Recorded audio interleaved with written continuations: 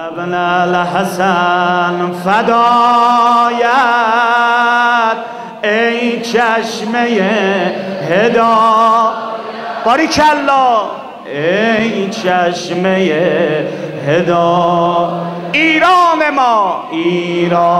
ما زنامت دارد عطر ولا.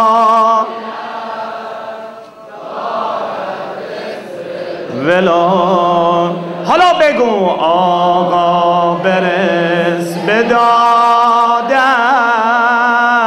دنیا پر از جنایت، منتظر ظهورم، منتظر شهادت. دستتو بالا بیار و بگو مدد عزیز زهرا، باریکالله مدد عزیز.